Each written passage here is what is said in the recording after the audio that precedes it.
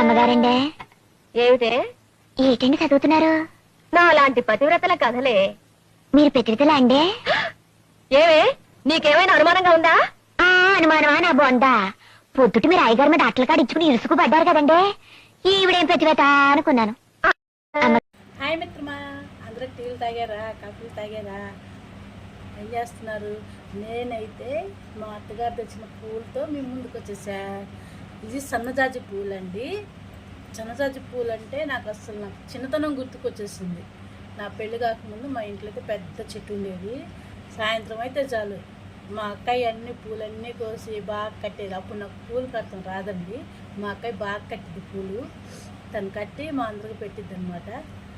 మా చిన్నతనం గుర్తుకొచ్చింది. మా చిన్నత్తయ్య గారు నాకు కోసం ఈ పూలు తెచ్చారు. అసలు ఎంత వాసన వస్తాయండి. మీలో సన్నజాజి పూలు ఎంతమందికి ఇష్టం?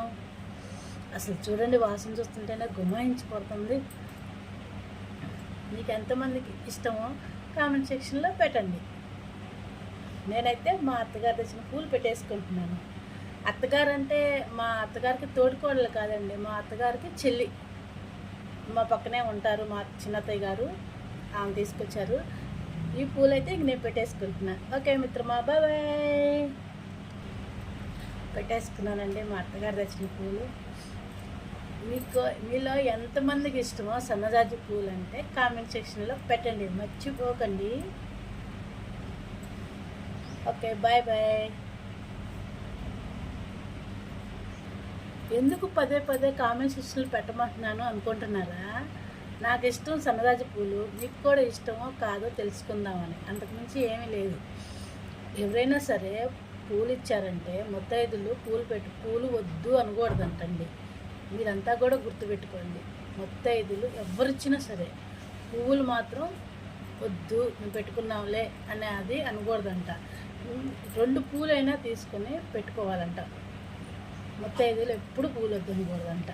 గుర్తుపెట్టుకోండి. తెలియని వాళ్ళు తెలుసుకుంటారని చెప్పానండి. Okay, bye. మా నాన్న నచ్చలేదు కానీ మా నాన్న ఇచ్చిన మంచం నచ్చిందా? మా నాన్న ఇచ్చిన మంచం ఎక్కారా మీ కాళ్ళు ఎలగొట్టేసా.